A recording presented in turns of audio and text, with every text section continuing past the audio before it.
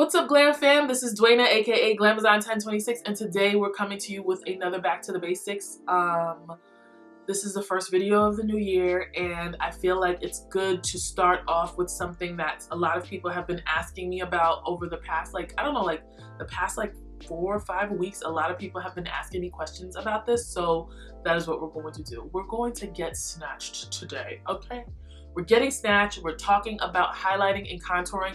I do have my flawless foundation routine that I did a long time ago, but I feel like this is going to be a little bit more in depth. It's going to tell you exactly why we're doing stuff, what we're using, why we're using it, where we're putting it, where we're not putting it, so that you guys can become as snatched as you want to be in the new year, okay? It's 2019. We are going to highlight and contour for the gods, and we're going to look good doing it, okay?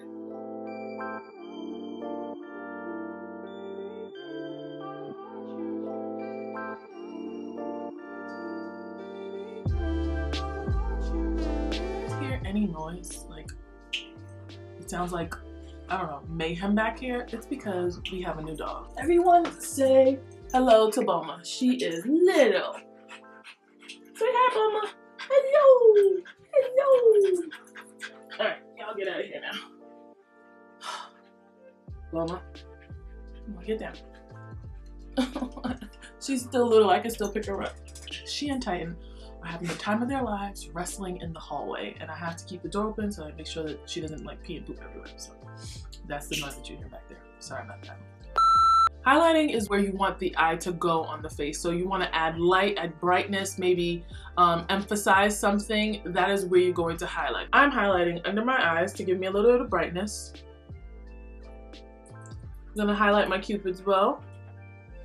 And I'm gonna highlight my chin. I'm gonna highlight my forehead, but not everyone needs to highlight their forehead. If you have a bigger forehead, you do not need to highlight. You can leave that alone. You can put a little bit there just for some brightness to balance it out, but you definitely, not everyone has to highlight their forehead. I actually just like doing it. I'm going to highlight down the bridge of my nose because this is going to help, it's gonna help draw the face there. To contour, I'm gonna be using the black Opal True Color Foundation Stick, and this is in the shade Suede Mocha. And basically, when you're contouring, you want to put it places where you want to add definition. So I'm going to add definition to my under my lip. It just kind of helps the lip pop out more. I'm gonna put it in my chin dimple. You don't have to do it there. I also put some around my chin because I want to make my chin area smaller. If you guys see the camera shaking, it is because Boma is playing with it. Anyway, and I'm going to do my cheekbones. I'm also going to put some around my forehead. I'm also going to put a little bit right here on the bottom of my nose, and what that's going to do is just going to help. I'm gonna blend it out all around the highlight so that I can help bring some definition to that nose. To blend out my highlight, I use a few things. So I have a Morph M334 brush. If you see any of my other foundation videos, you'll see me use this brush a lot because this is really good and it's really dense to blend out your highlight. Or you can use a beauty blender. It doesn't matter which one you use, they'll both look good as long as you know how to blend. I choose between the brush and the beauty blender depending on how much time I have. If I have a little bit of time, I'm using my beauty blender because it blends out a little bit quicker. If I have a little bit more time, I will use the brushes. I really like how brushes finish. I feel like they have a little bit more coverage than the beauty blender. As long as you're blending, it won't even matter. So you see, look at that. That's blended out already for the most part, right? But if you want to use a brush, it's gonna take a little bit longer, but you're gonna have a better finish. And I always wet the brush so it doesn't pick up too much of the product while I'm blending it out. To blend out my contour, I'm gonna be using my Makeup Geek Chiseled Cheek Brush. I always blend my contour up so that it can blend into the highlight and that we're left with a really sharp line down here. This way you don't have to contour you don't have to highlight under here to make it look like you have a cheekbone because we're creating one with negative space contouring. Now, that's just a fancy word for saying we didn't use any concealer. I blend my contour down on my forehead so that it blends into the highlight. So you see you can actually see a line right there. It's not going to be like that when we're finished because we're going to blend the highlight into the contour after it. after that. Alright, so we did all of that. Now I'm going to take whatever product is on the brush and I'm going to use that to give me a nice sharp nose contour.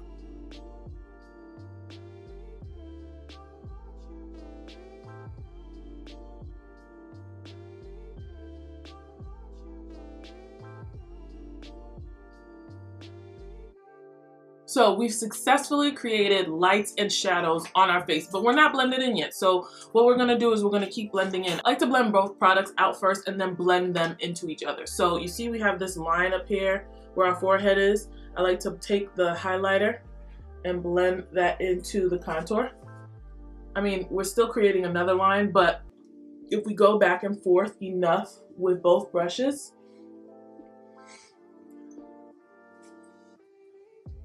the line will disappear.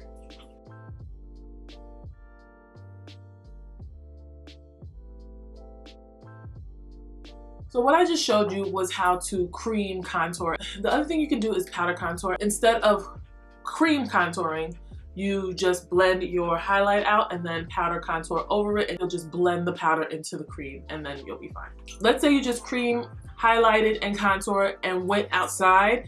The longer you're outside or the longer you do something, you'll start seeing like streaks. You'll start like seeing like things caking up. So this is why we have setting powders. The setting powder I'm using today is the Milk Makeup Translucent Blur and Set Powder, and this is in the shade Translucent Medium. You want to make sure when you're setting that there aren't any creases anywhere. So I usually go back over under my lids because I have a natural fold under there.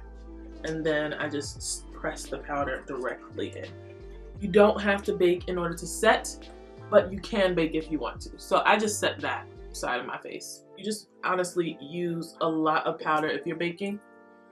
And if you're dry, it'll end up looking like really caked on if you bake. So I'm gonna leave this side of my face baking while I set the rest of my face.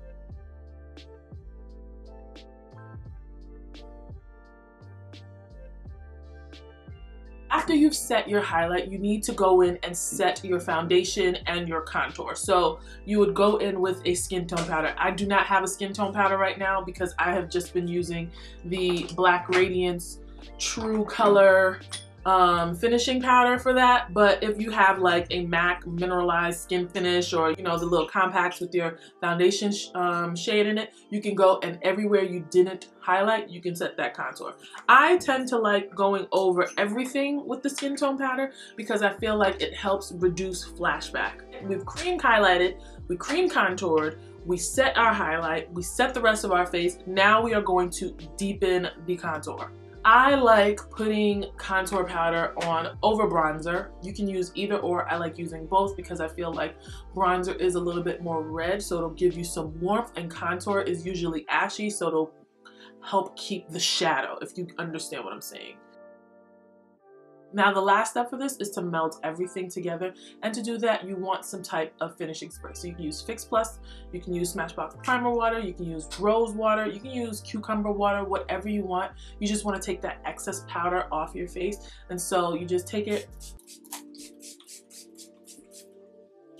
spray it, and then when it's drying, what it will do is just makes everything just like, it's like sealant. I don't know how to I don't know, it just makes everything look good. I can't explain it. I don't know the science behind it. It just helps it. Here you have it. We are all done. I'm going to just wrap it up for you so that you guys get all the information that I did while I was doing my face in like a concise little minute and a half. So the first thing to remember is that not everyone has the same face shape. So recognize the type of face that you have and learn how to contour for that face. You want to make sure that you're putting them in the correct places, so you're bringing light to the things that you want to bring light to, and then shading the things that you want hidden. Next, remember that in order to do a really good highlight or contour, you need to be able to blend. You can use either brushes or beauty blenders. It depends on your personal preference, but make sure that you are blending them out and blend them into each other. We're not trying to be cartographers. We don't need any maps on your face, so make sure you're blending them in. If you're trying to create a line, like a sharp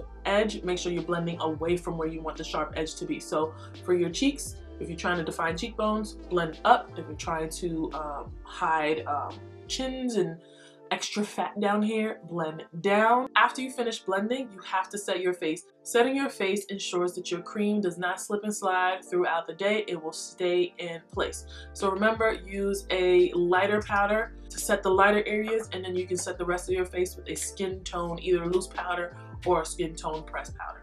After you finish setting the rest of your face, you want to define your contour with a deeper shade of powder. So this is when you use your contouring kits or like a dark shaded blush. Or even if you don't have any of that, if you have a darker brown eyeshadow, you can also use that. Your last step is to use some sort of finishing spray to take away all the powder that you put on your face and melt your makeup together. If you follow those steps, you will have a perfect highlight and contour every single time. If you guys have any other questions, be sure to follow me at Glamazon1026 on Instagram and Twitter. You can ask me those questions. You can also leave it in the comment box below and I will get back to them as soon as I see them. If you are subscribed, make sure you hit the notification bell so that you can be a part of the Glam fam. Guys, thank you so much for watching this video. I hope this answered a lot of the questions that I've been getting recently, and I will see you in my next video. All right, bye.